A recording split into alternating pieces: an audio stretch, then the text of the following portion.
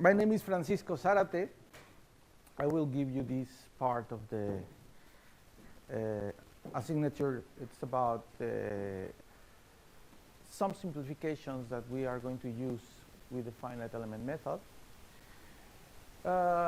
Today we are going to base on beams to a one-dimensional problem. That means the length of the beam, right? So we are going to avoid the thickness and the width of the beam. Beams are a structural element that is very useful in many cases.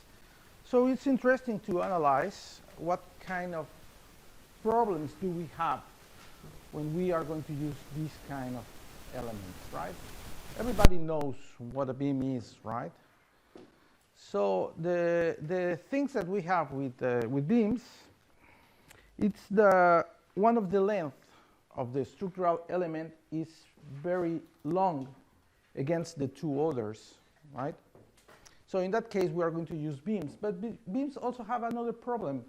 If the thickness of this beam is really small, we can add another simplification that it's do not take into account the shear stresses inside the beam, right?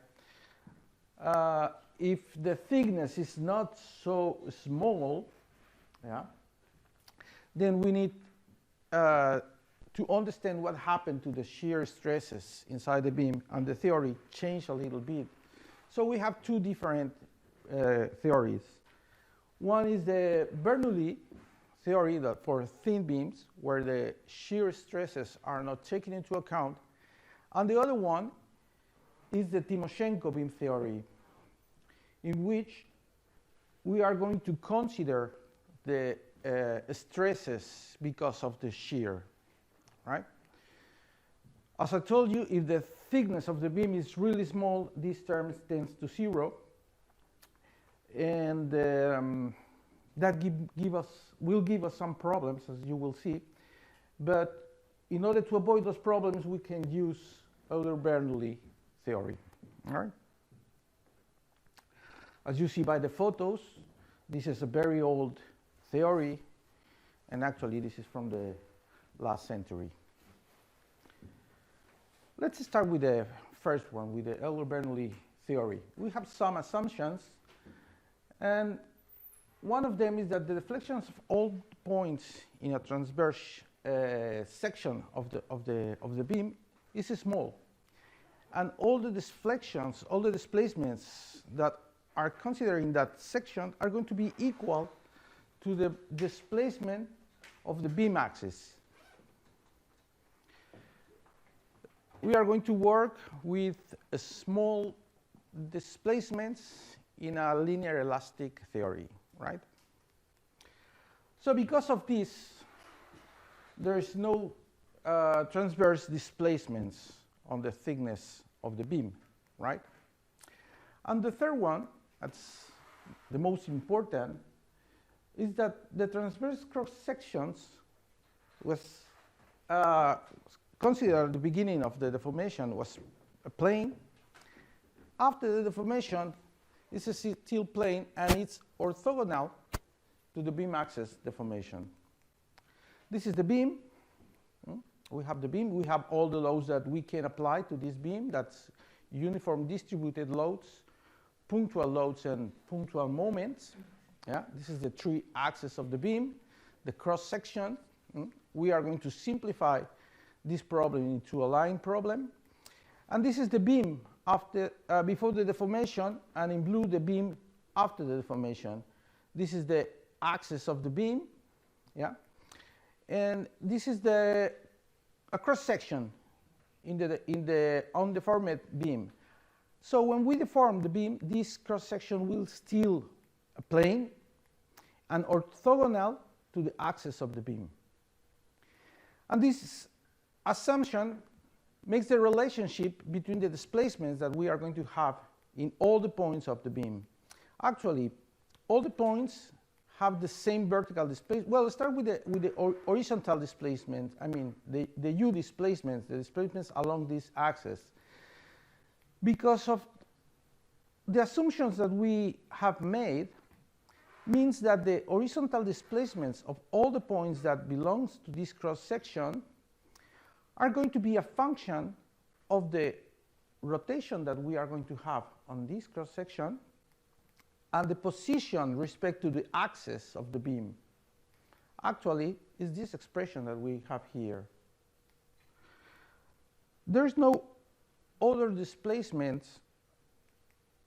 There's no other displacements in this axis, so we are going to consider 0 all the displacements in the y-axis. And the vertical displacements are going to be the only variable that we are going to consider in this kind of problems. Because the horizontal displacement is going to be a function of these vertical displacements, because this angle actually is the derivative of that vertical displacement respect x. Yes? And z is the position of the point respect to the beam axis. So we have the rotation as a derivative of the vertical displacement, the horizontal displacement a function of this rotation and the position respect to the beam axis, so we can define the strains in the beam.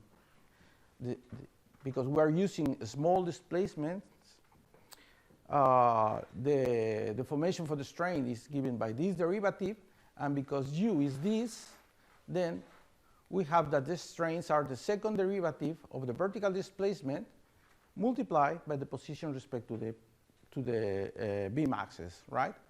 The rest of the strains are equal to 0. So when we apply the elastic linear theory, we made the relationship between the stresses and the strains in this way. Very simple, only multiply by the Young modulus. So the stresses are going to be the Young modulus multiplied by the strains. We can find what we call the bending moment. That's, the bending moment we can understand it as the integral of the area of the stresses that we have in inner beam multiplied by the position that we have respect to the beam axis, right? This is a moment. Yeah, this is the stress multiplied by an area. It's a force multiplied by the distance will give us a moment. If we substitute here this value, then we can take out all the constant elements that we have in this integral. Actually, E is a constant. We can take it out of the integral. And we finish with the area integral of z, that's the position of the point respect to the beam axis, to the second power differential of area. And actually, this is the inertia moment of the cross-section of the beam. And we are going to define this second derivative of the vertical displacements as the curvature of the beam in that point. So, for a homogeneous material in the assumptions that we did, the small displacements, elastic linear problem, the moment is the Young modulus multiplied by the inertia moment multiplied by the curvature of the beam. Remember that the distribution of the stresses in the cross-section of the beam is linear. Yes, it's 0 in the axis of the beam. Well, it's given by this relationship, right? Because Z is going to have a linear variation, then the strains will have a linear variation. If Z is equal to 0, then we are in the axis of the beam, and the strains are 0. That means that the stresses are 0, and maximum at the edges of the beam. Now let's go to the principle of virtual work. That's the work done by the inner stresses, by the inner forces are equal to the work done by the external forces in the beam. Yeah? In this case, we have a very simple case because we have only one stresses or one strain. This is the virtual deformation, the stresses that we have in the beam. Yeah? We have in the forces term a uniform distribute force, that is this one, is uniform distribute. So we'll have a line integral along this beam. We can have a punctual forces, in this case that's the displacements of the point EI multiplied by the force that we are going to apply on that point. And also we have punctual moments in that case. Yeah, that's the forces that we are going to consider. And if we substitute everything in this principle of virtual works, yeah, we are going to finish with an expression for this, like this, for the stiffness matrix of the beam, right? We are going to simplify this volume derivative into a line derivative multiplying by the thickness and the width of the beam, and that's where we can have the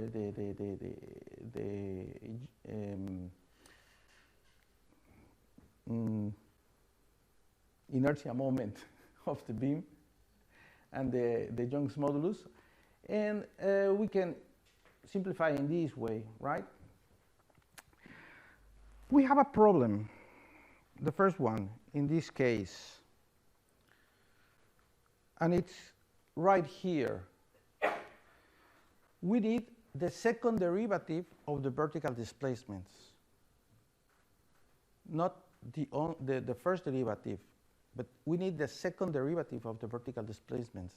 That means when we are going to work with finite elements, we need to guarantee that the second derivatives in our element exist.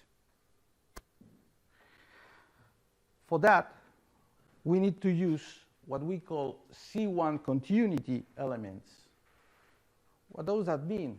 Well, that deflection has continuity, the first derivative also, and the second derivative must exist, right?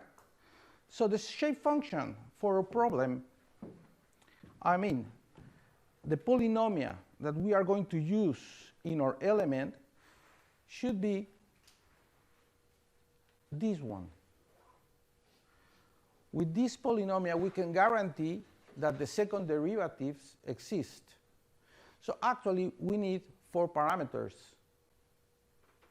And those 4 parameters must be given by 4 variables in our element. If we are going to discretize we are going to build this element with 2 points, then we need 2 variables on each point in order to obtain these 4 parameters that we have in this polynomial. So the parameters that we are going to use, the unknowns that we are going to have in our element, are going to be the vertical displacements of node 1, the vertical displacement of node 2, and the first derivative of that vertical displacement at node 1 and at node 2. With these 4 unknowns, we are able to build this polynomial, and of course, we are able to obtain the shape functions of our element. N1 and N2 are the shape functions for the vertical displacements and are described here, and N1 bar and N12 bar are the shape functions for the rotations of our element. This is how those shape functions looks like. It has a value of 1 at the node 1. This is for the displacement, and 0 in the other. And this is for the node 2, the vertical displacement, a value of 1 at the node, and 0 in the other. And these are for the rotations. As you know, the shape functions must have a value of 1 at the node. So why doesn't have a value of 1?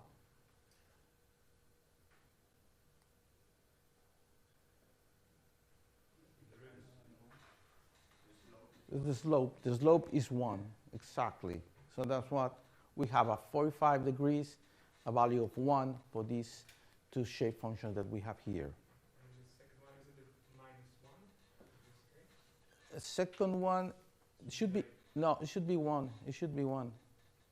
It must be 1. 7 vale 1, 1, 2, 45. It should be 1. It must be 1. So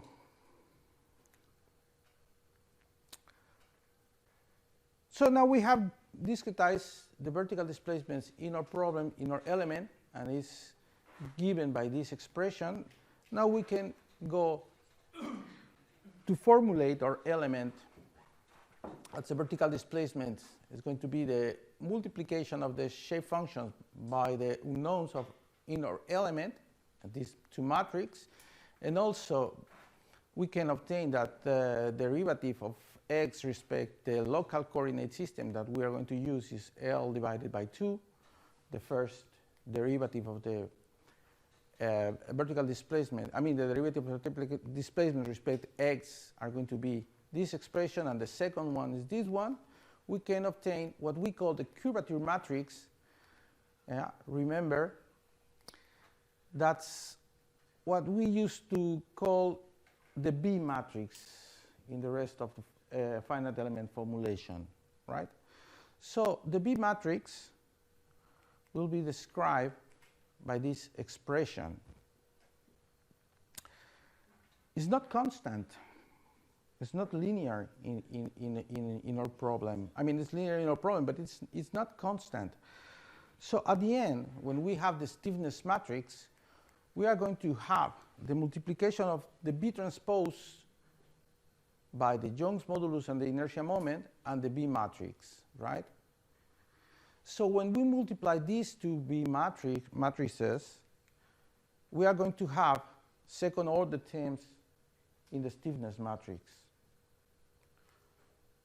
Actually, the shape of the stiffness matrix will be something like this when we multiply the B transpose B matrix, but multiply also by the Young's modulus and the inertia moment. We can have the integral form of this stiffness matrix doing numerically using two Gauss points at this position in our beam. And we can do it and reduce to this expression that we have here. It simplifies a lot, right? It simplifies really, really a lot. So now we have the stiffness matrix for our element, and it's very easy to implement in a code, in a program, because we don't have to do any special things like loops in our Gauss points or something like that. So the formulation of this problem is a little bit tricky, but at the end we finish with a very simple stiffness matrix that we can implement in our program. About the forces, the force vector, we have these expressions to evaluate the forces at the nodes when we have a uniform load applied. And look what happened. In these terms that corresponds to the vertical displacements, we have 1/2 of the load that we are applying. But these terms that are related to the rotations, actually what we have is the clamp moment in a beam, right? So these represent forces and these represent moments in our case.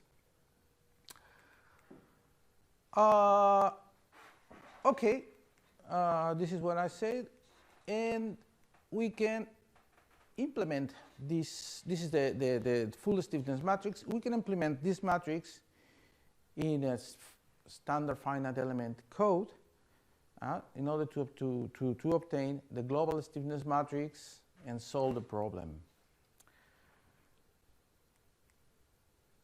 I will show you how we do this, and also I will give you a program for doing this.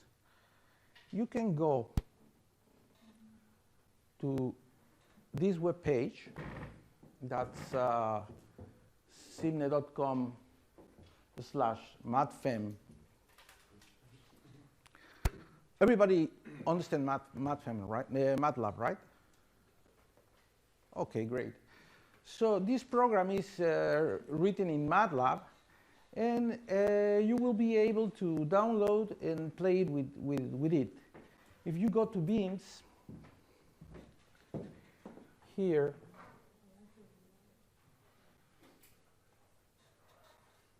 you can download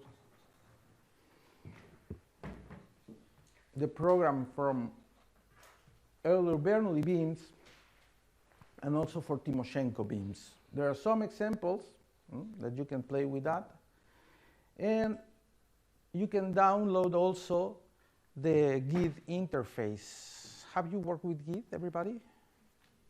You know how to install an external program into Git? Yeah? Yes, no? Yeah? Yeah.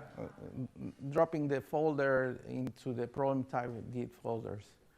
Okay, so you download the code from here, and you can be able to work with MATLAB. I will show you some key points of this code.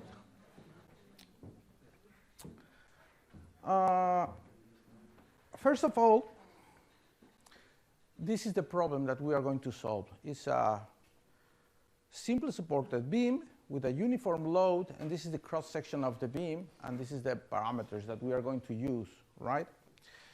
We are going to discretize this problem in four elements, so we will have 5 nodes. And the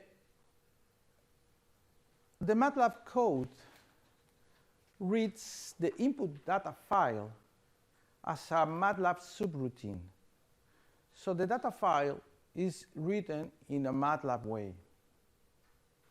This is what Git gives to you when you finish the code, right? When you finish the output file. So this is the variables that we are going to use: the Jones, means the Young modulus, the Poisson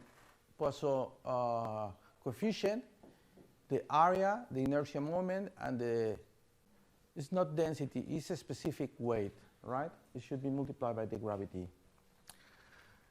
And the coordinates of these problems is given in a matrix with the name coordinate, and the first node corresponds to the first column of this matrix. So we are going to have as many as many rows as nodes we have in this problem, right?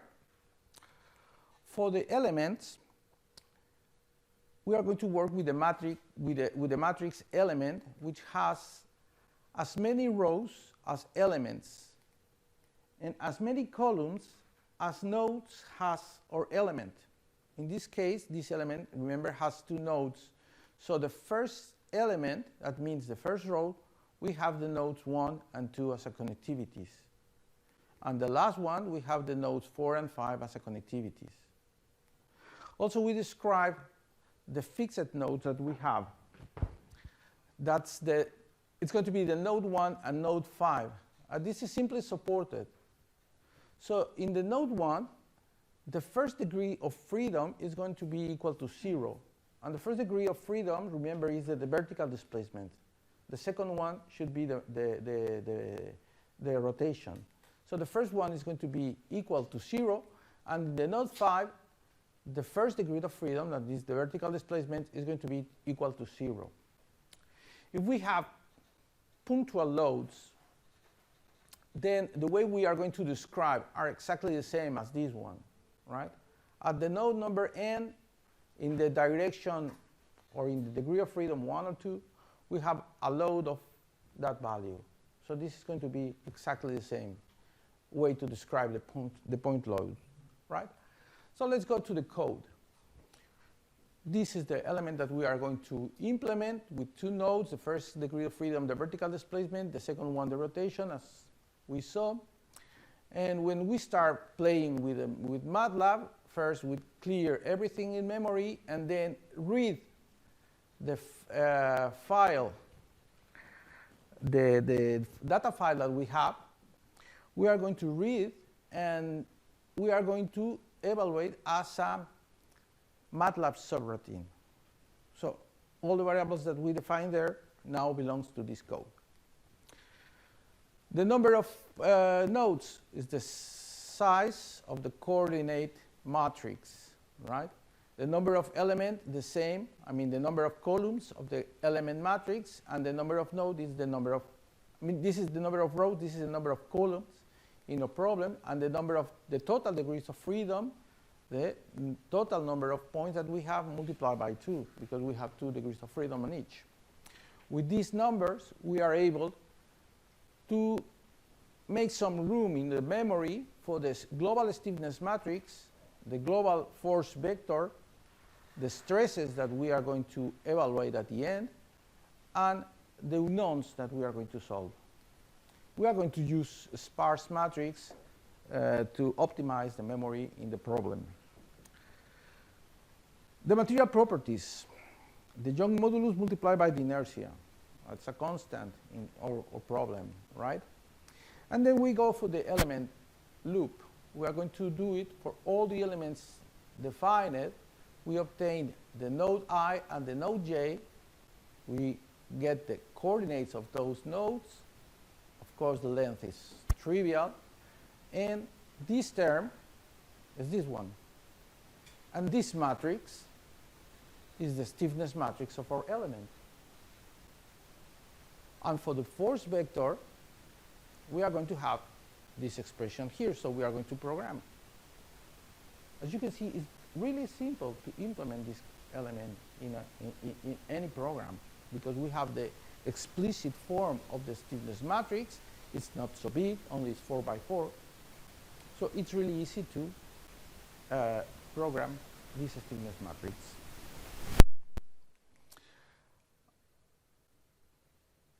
Once we have the stiffness matrix, we need to assembling that matrix into global stiffness matrix. For that, we need to know the equations that correspond to each of the variables that we have at the nodes.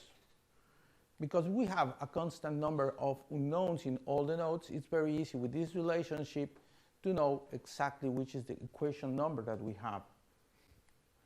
And with these equations numbers, we are going to build the force vector and the stiffness matrix as the sum of all the stiffness matrix that correspond to that position with the element stiffness matrix that we have in this case.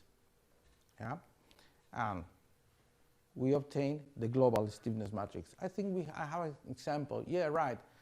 It's like here. This is what we program. This is the equation numbers for node I and the equation numbers for node j. And this is the local equation numbers for our element. Imagine that we have node 3 and node 4. Then this relationship gives us the equation numbers 5, 6, 7, and 8. That means that this stiffness matrix will go to the position 5, 6, 7, and 8 in the global stiffness matrix. Right? This is the way what we do the assembling process for forces and for forces and for the stiffness matrix. In the case of we have punctual load, we do a very similar things. We need to know which equations is the point in which we have the load, and then applied that load to the force vector. This is for the punctual loads. Let's go for the prescriptions in our problem. Also, we need to find the equations, the equation number that corresponds to that prescription and know the description. So we are going to put in the unknowns vector that at this moment is full of zeros. We are going to put the prescribed value at the corresponding equation number. So we are going to substitute this value in the total number of equations and obtain a new force vector that's the original one minus the global stiffness matrix multiplied by U. Remember that U is 0 at this moment except for these displacements. So in this case, we are able to obtain the new force vector that we are going to use when we eliminate those equations in our problem. How do we eliminate those equations? Well, it's quite easy. This is the nodes that we are prescribed. We obtained it in the previous one. Yeah. Here we have a vector in which store all the prescribed equations.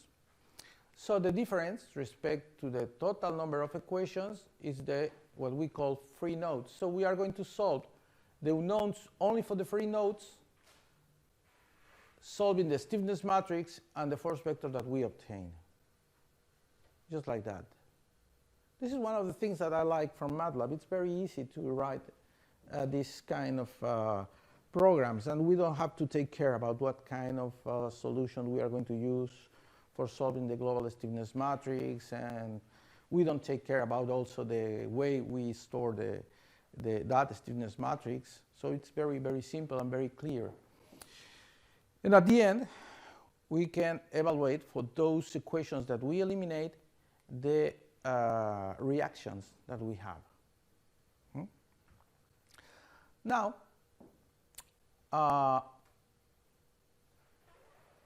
let's go for the stresses. We recover for all the elements, we recover the equation number that we have. Now, recover also the displacements for all the nodes, for the nodes that we have in our element, as the two displacements and two rotations. Yeah. And with that, we are going to multiply the B matrix times the inertia moment and the Young's modulus in order to obtain the moments in a problem, right? But this is a linear relationship for the moment. So we are going to use two Gauss points in order to evaluate this stiffness matrix and evaluate at the end the stresses or the moments at these Gauss points and at this one, right?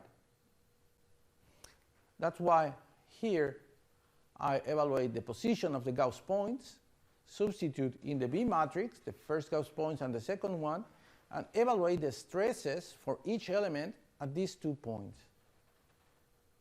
Now I have the bending moment on these 2 Gauss points.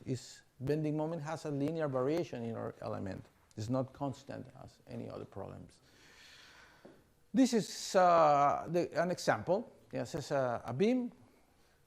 So we design our beam, evaluate, and this is the results that we have. Well, for 9 nodes, 8 elements, this is the vertical displacements for all the nodes. This is the rotations that we have in all the nodes. Yeah. 0 in the midpoint of the beam. And this is the bending moment that we obtain. 0 at the simply supported points that we have in our beam, right? This is the solution that we can have and we can do with this code. The funny thing, for example, is we can see the convergence for displacements in this kind of problem. It's a cantilever, uniform loaded. This is the parameters that we are going to use for solving the geometry of the problem. And this is the exact solution of this problem. So we are going to discretize this problem with 1 element, 2, 3, 4, 2, 4, 8, 16, 32, 64. And the nice thing is that the vertical displacement that we obtain with 64 elements or with 1 element is exactly the same as the theoretical one. So for this problem, we only need 1 element to catch the exact solution. There is no error when we analyze this problem. Why this element is so good?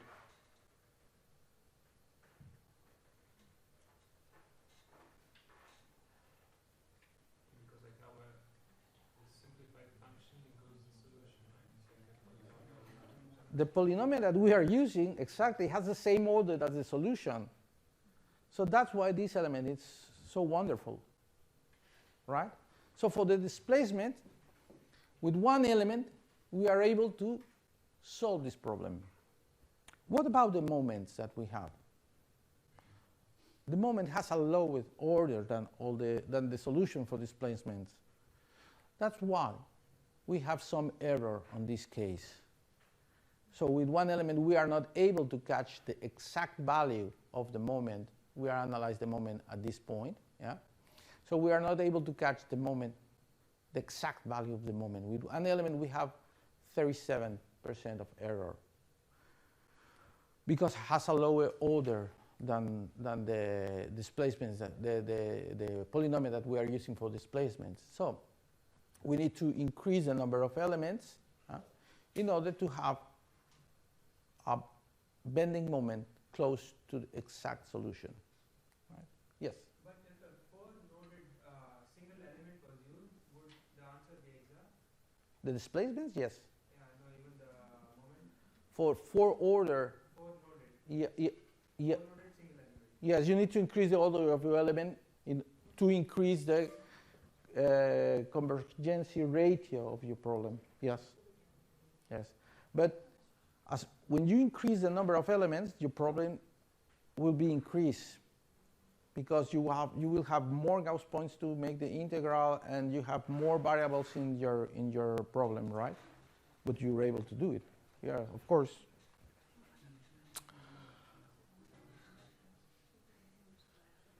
So, any questions up to here?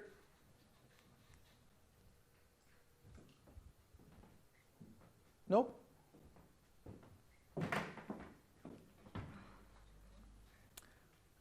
Let's go to the other theory. Let's go to Timoshenko theory. In this case,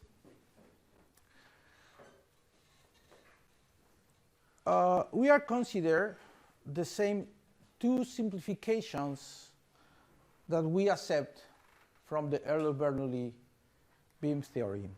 And the difference will be in the third one, right? This is the key point of this theory. What it says is that all the points that belong to a cross-section normal to the beam axis at the beginning of the problem, when we deform it, these cross sections will remain as a planar one, but now will not be perpendicular to the axis beam. So the cross section, we have a rotation that's going to be part of the derivative of the vertical displacement plus a new angle that we have here. Right? Now will not be perpendicular to the axis of the beam. And this new angle here, it's because of taking into account the shear effects that we have in our beam. So this theory will work for thicker beams in which the shear stresses will be considered, will be important to have into account. So now the rotation of the cross-section will be the derivative of the vertical displacement plus this angle because of the shear. And the rest will be exactly the same. So we can go for the strains field that we have in a problem as the derivative of u respect x, and it's going to be the derivative of the rotation of the cross-section respect x multiplied by the distance of the point respect to the axis beam. And because of this, we will have these shear stresses in our problem, right? That's going to be equal to the angle of the that we introduce in our formulation. So now we have two strains, and therefore we will have two stresses. One will give us the bending moment, and the other one will give us the shear in the cross-section of our beam. The bending moment and the shear forces in our beam.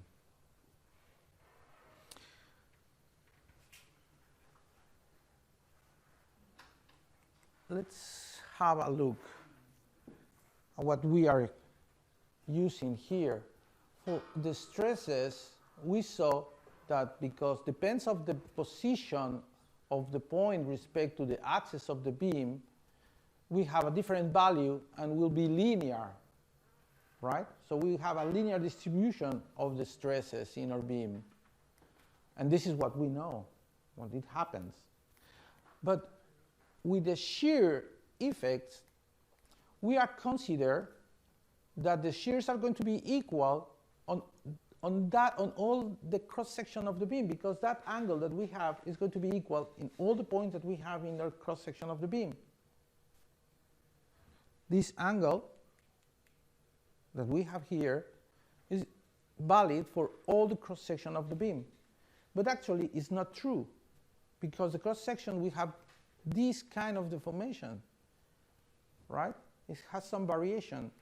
So the assumption that we are using here will not fit exactly what it happened into the beam. In terms of the stresses, means that we are considering a constant stress field. But actually what it happened is that the stresses in the beam has this second order distribution. So we are trying to approximate this distribution with this linear distribution, right? We are introducing an error. And we can take into account this error because we know that the work done by these forces, we can make it equal, this one to this one. But to do that, we need to reduce the area in which we are applying this force. So we are going to consider the shear forces in our beam with a reduced area factor here in the stresses, right? So the area that we are considering for evaluating the stresses will not be the real one that we have, but will be one area reduced by some coefficient. And this coefficient depends on the shape of the cross-section that we have.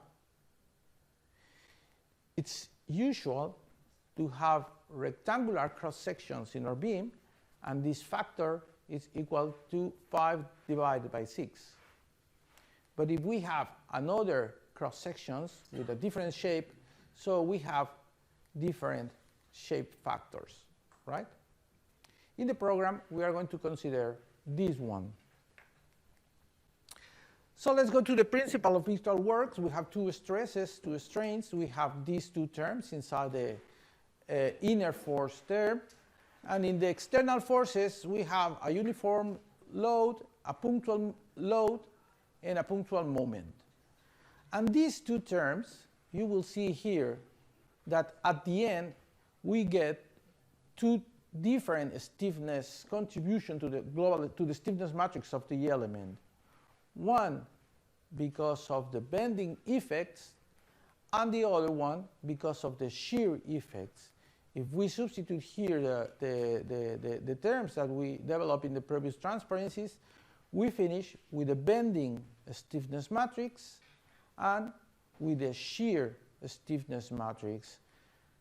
The funny thing now is that the unknowns that we have in the problem is this rotation and this vertical displacement.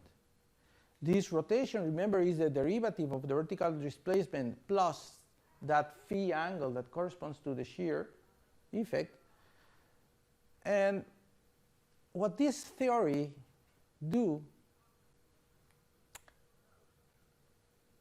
is something that I really don't like it, but it works. Evaluate each variable as independent terms. So they are not really related. Say we have one unknown, that's the rotation, and we have another unknown, that's vertical displacements. And we are not going to relate it. We are not to link these two terms at the element discretizations. Therefore, we need only C0 continuity shape functions in our element. That's simpler than the other one, because now the stiffness matrix will be constant for the bending problem.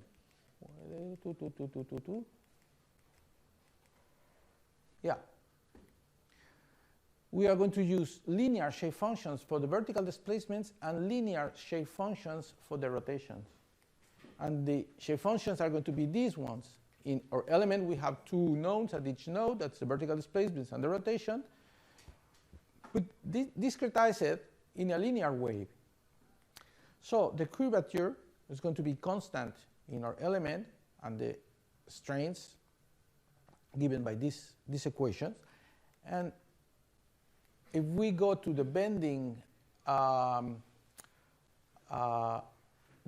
B matrix, we obtained it's going to be constant in that element, and for shears now will be linear, because depends of the rotation that we have here itself, right? Let's analyze this B matrix for the bending stiffness matrix. As you can see here, this is constant. When we multiply the B transpose by the Young's modulus and the inertia moment, it's going to give us a constant value. And this is the stiffness matrix for shear that give us a second order stiffness matrix, right? Because we have this value multiplied by the transpose. I mean, this matrix multiplied by the transpose. These terms goes in somewhere to the second power. So we have non-constant stiffness matrix for shear. So the stiffness matrix of the element will be divided, one for bending and one for shear. And the force vector also, we analyze it a little bit later. This is the bending stiffness matrix, and this is the shear stiffness matrix. The equivalent force vector will be now given by this expression. As you can hear, because we decouple the relationship between the vertical displacements and the rotations at the element level, now these forces has only contribution because of the vertical forces at the node. It doesn't have contribution because of the moment, right? So that's why we have 0 here and 0 here. And we have only forces at the node 1 and node 2. We don't have moments at the point. This is the way in which we write those stiffness matrix. As you can see, the bending stiffness matrix is really, really simple. It's actually full of 0 except on these points. Yeah? And this is the stiffness matrix for shear. And actually it's integrated already, right? We have the integration of this stiffness matrix, and it's 4x4 full stiffness. But it's easy to implement this stiffness matrix in the code. Yeah.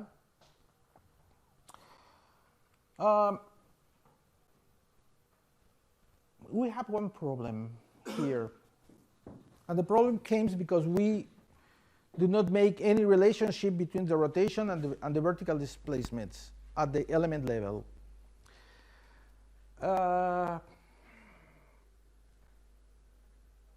I need to say it, we are engineers. As engineers, we try to generalize everything, right? And we found this element and say, oh, look, this is really nice, really wonderful. We only need C0 continuity elements, so we are going to use this formulation for solving beams. And as an engineer, say, okay, I'm going to solve a thin beam, a really thin beam. What happened? Well, this theory doesn't work because it's not designed for thin beams. But we say, no, but I want that this element works. So we found some tricky things in order to make this element works for thick and thin beams at the same time. But we need to analyze what happened to the problem. This is the questions that we are solving, right?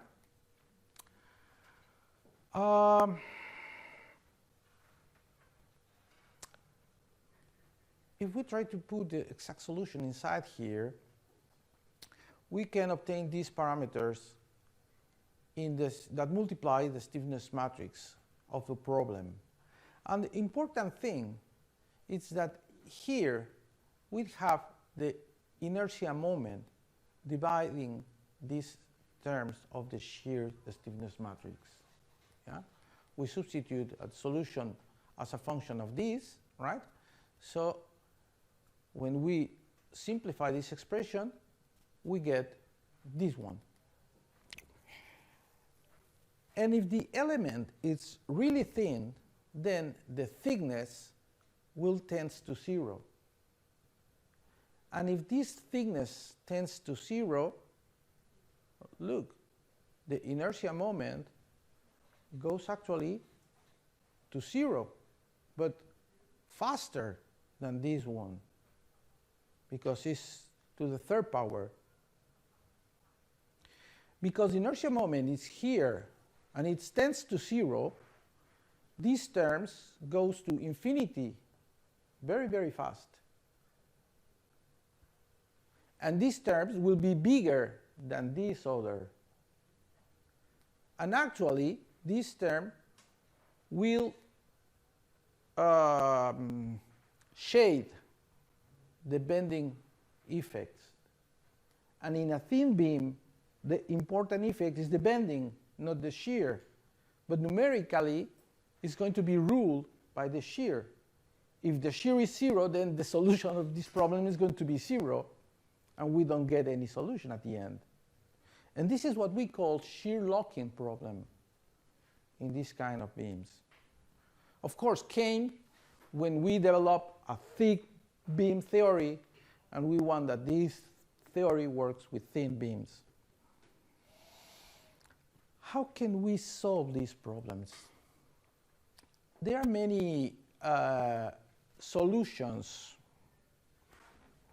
One is working with very small elements in our beam, hundreds of elements in our beam, then we can solve this problem.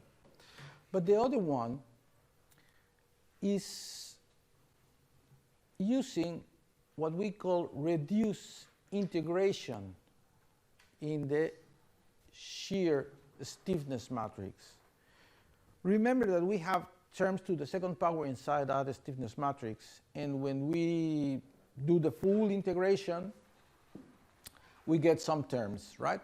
So now the idea is, say, okay, instead of using 2 Gauss points for make the integration of that stiffness matrix, we are going to use 1 Gauss point. What that means that this matrix we have will be, I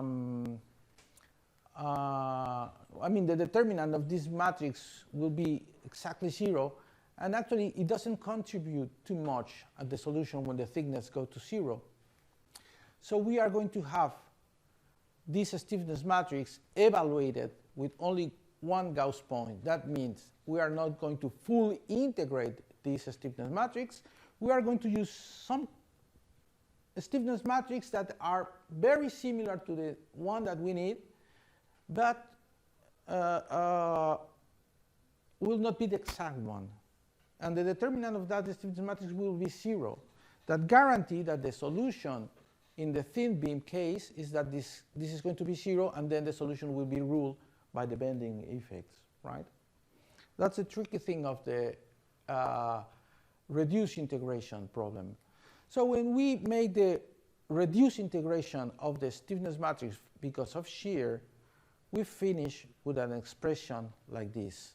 That's quite different from the expression that we get when we use the full integration stiffness matrix, right? Well, this guarantees that the problem will not,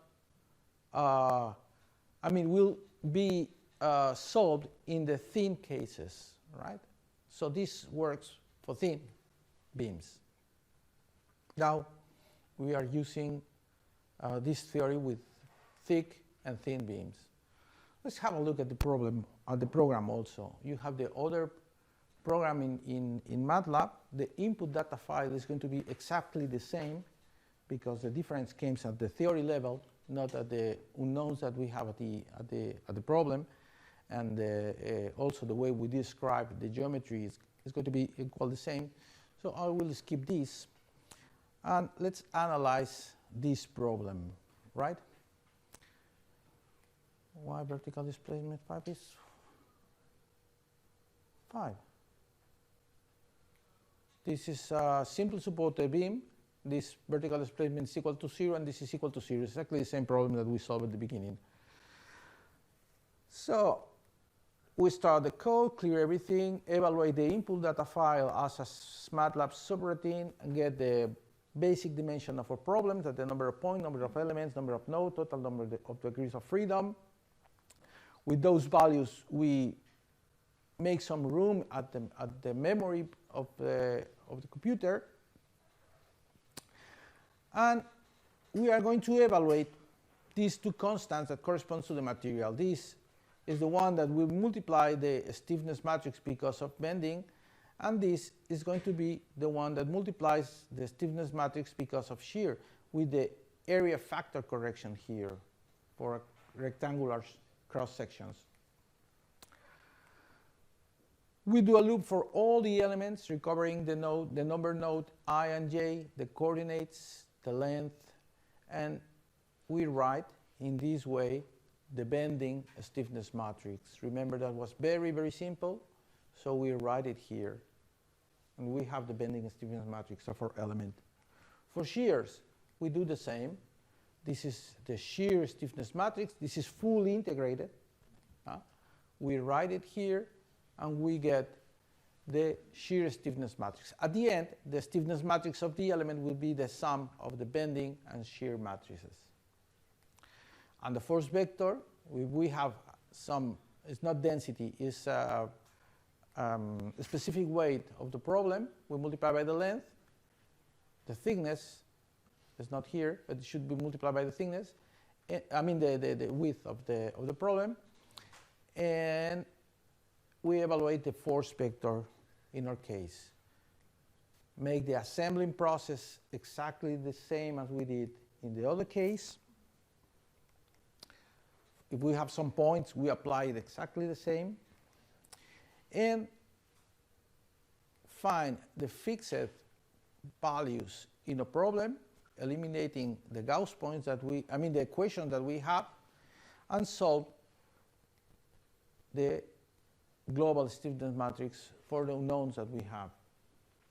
Yes, the same steps that we follow in the other program. For the stresses, well, we do a loop for all the elements, recovering the number node I and j, the equations number that corresponds to that node.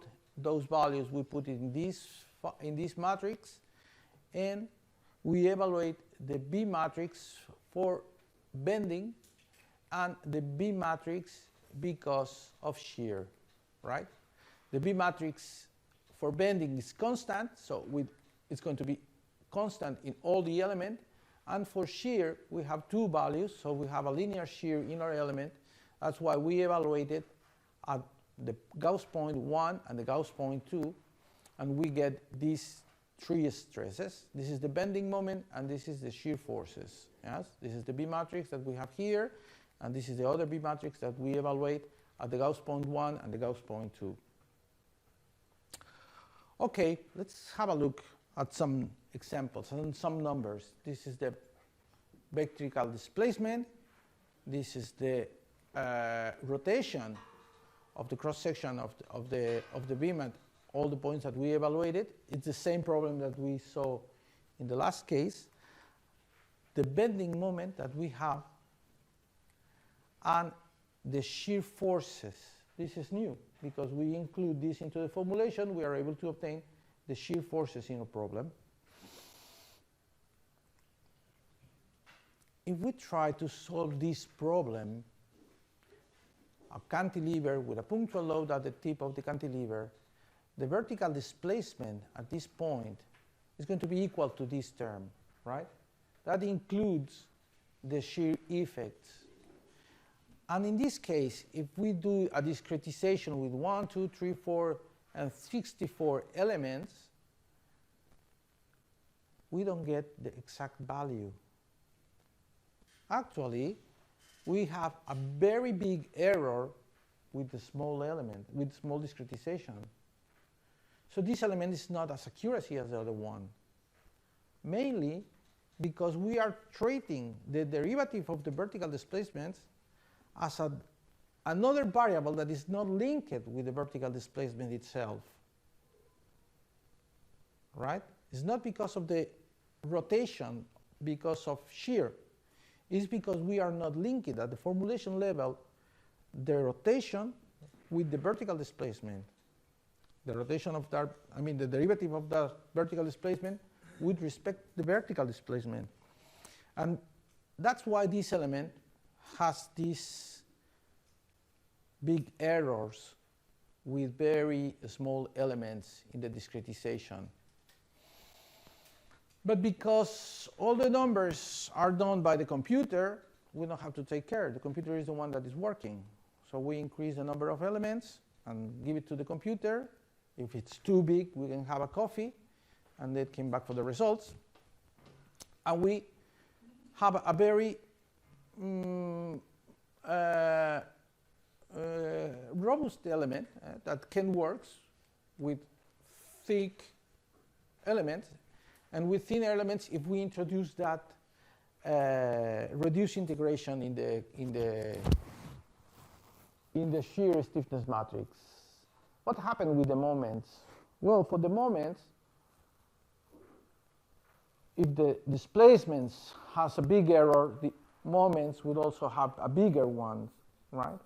So the convergence of the moments will be slower than the convergence of the vertical displacement. That's what we expected, right?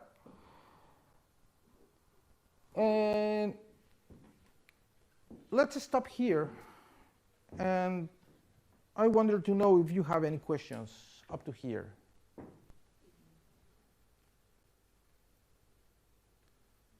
No. We present a very simple case with a beam. That's two theories, the Timoshenko and the Bernoulli theories. We are going to complicate this a little bit when we go to plates, because now we are going to work in 2 dimensions, but we are going to use the same theories. And then we are going to work with shells. That's the 3-dimension problem of the plate, right?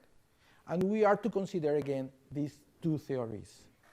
So I want that these theories should be very clear in this simple problem. That's the beam.